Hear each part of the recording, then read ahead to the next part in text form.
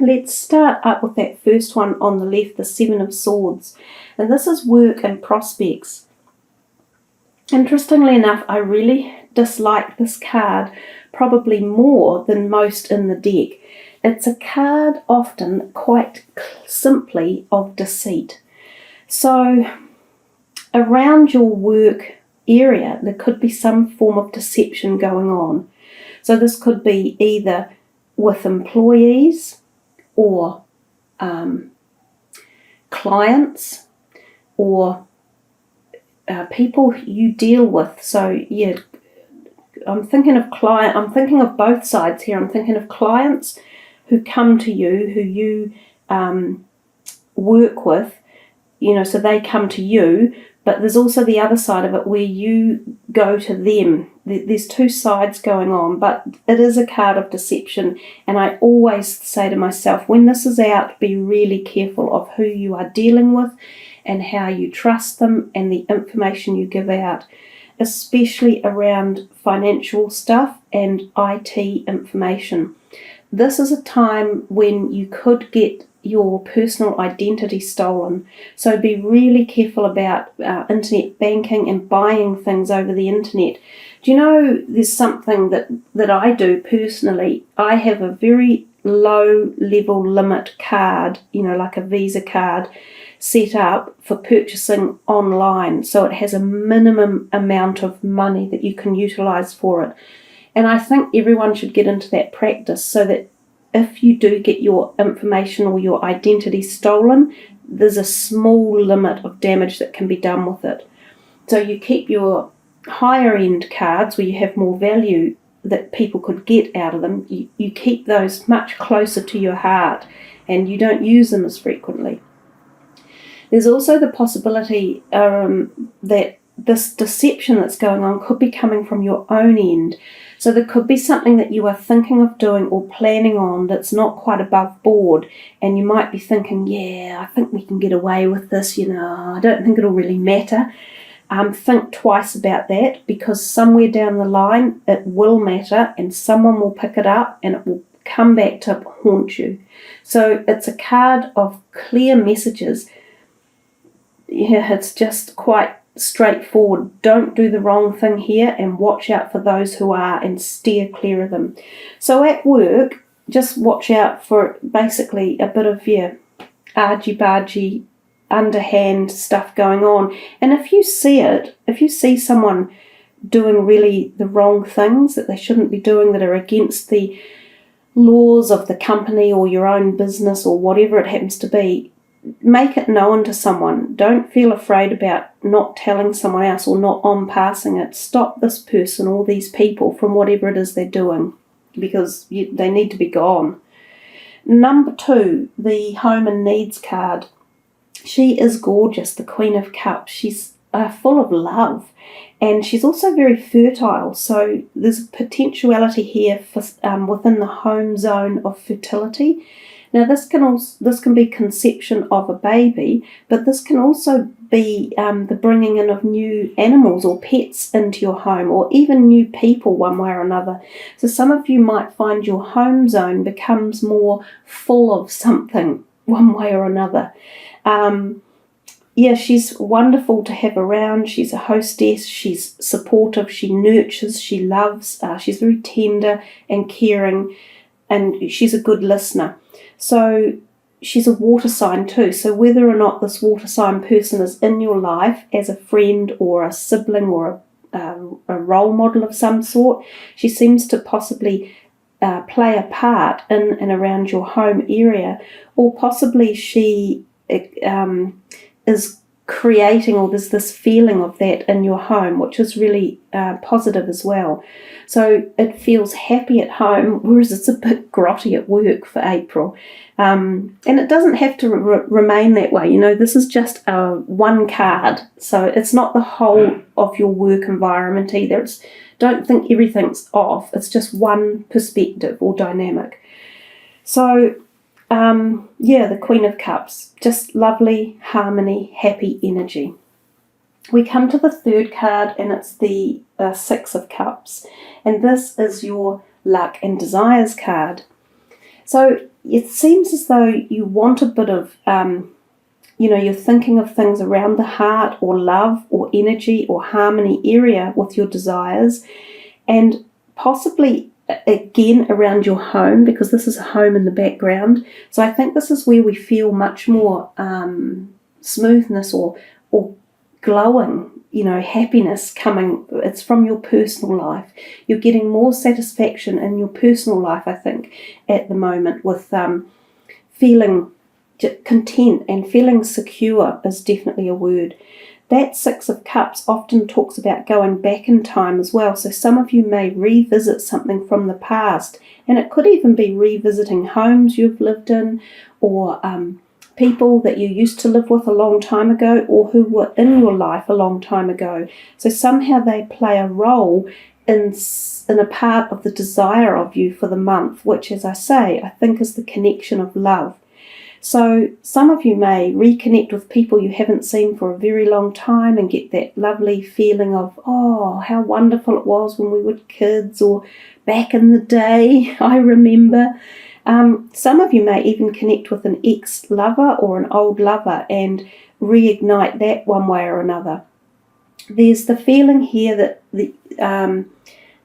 there's this desire to relive something perhaps from your youth, to regain some feeling of either health or happiness or love that you had some time ago. And that's part of this whole cycle of happiness at your personal level. So it's there for you. You just have to sort out which direction it's going at a personal level. This fourth card is the card of friends and support, and this is the wish card, number 9. It's one that everyone wants in their reading. So it feels to me like you have so much love and support around you, which is what we've seen with these 3 cup cards in a row. It's just much feeling of generosity and giving and support and nurture and love. It's oozing and schmoozing through the reading. So the number 9 could even be relevant. It could be like 9 people, or 9 somehow has a placement for you possibly. But it's definitely the feeling of feeling sated with where you are in life, with your friendships and the people in your life. You feel like you can tick a box off and go, yes, I've got here. I've made it. I've found the place where I find I'm personally quite happy with. So I think April, from the friends perspective and the social and your home, feels, really quite nurturing and positive and harmony filled. We come to the 5th card, which is your love zone and also the sex zone. And we see it's the 6 of Pentacles. Now this card is very much about giving and taking and the cycles of life. So it seems as though, for me, at the moment in your possibly personal relationships, you've got to do a lot of give and take. So it's not all just about giving, and it's not all just about taking. Because if we do either one of those out of balance, the cycle stops, and then you get up against a brick wall and nothing will happen. So you could either be the one doing the giving, or you could be the one taking, and it doesn't matter which one it is, because both are just as eternally moving as the next one. Oftentimes this card does mean you're in the position of doing the giving. So whether you're giving more support or love or harmony to your love relationships, which is what we've seen plenty of up here, or whether you're just receiving so much more love in the month of April. Either way, it feels like it's there and it's available. But if you aren't giving it when it's needed by these people down here, they could be your children, they could be grandchildren, or they could be your personal love interest. If you're not giving it then they can feel very vulnerable and left out in the cold. So just make sure that you listen to the words that people are saying and you hear what they need. And that's the other message of that card, because if you don't respond accordingly, they'll be thinking, he loves all these other people, or he or she is doing all this, but not for me. So you've just got to make sure you balance that and listen. It's all about listening. The 6th card is your plans and goals. And this is the Chariot, and this is the card of plans and goals. This is the power of the personal strength. This is about moving forward at a very strong level of having achieved some sort of charismatic penultimate goal within yourself and finding you feel powerful, you feel successful, you're driven to move on. The Chariot is movement and forward movement, and it talks to us of spiritual ascension and the connection to the power of spirituality and understanding it and knowing how succinctly it flows between this realm and the next realm and the usage of it and knowing that it can be called upon. It's also about moving in a car often, so road trips, travelling, planning travels, something about your car. Some people may actually purchase a new car at this point in time, or you may need to spend money on your car in terms of maintenance.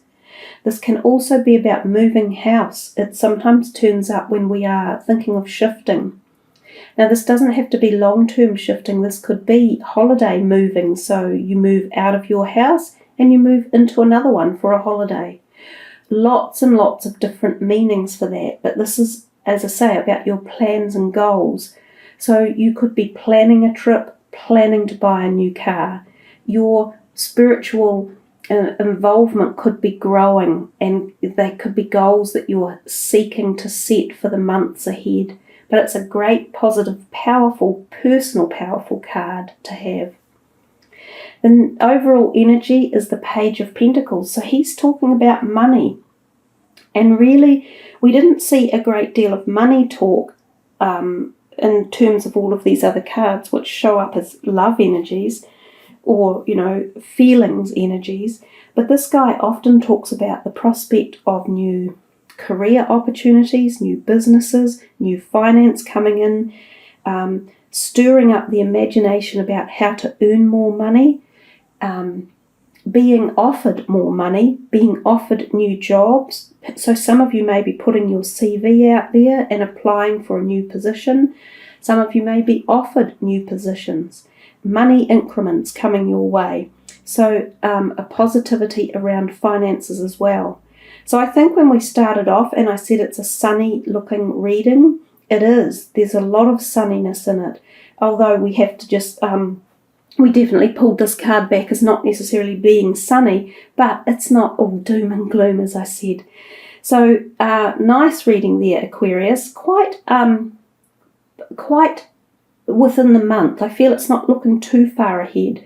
So it's kind of about being in the month, being in the moment.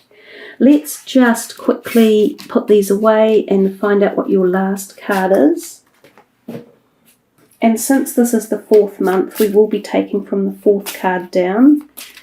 These are the enigmatic little fairy deck. They're quite active. Let's see what your final message is. Wow, isn't that the perfect card for the Aquarians? Express your individuality. Every Aquarian I know does exactly that. Allow your true self to shine because you're awesome. See, it was just a nice message to finish off, just like, why do you have so many friends around you then? Why do people like you and sort of follow you, like the Pied Piper, a little bit like this? Because Aquarians often are. They're just light-hearted and, people are quite attracted to them because of their individuality. So, as I said, I think it's a nice light reading for this month, and they're saying to you, enjoy yourself, enjoy the month, have fun, and be true to yourself. So, a nice way to finish that reading, that bubbly, happy reading.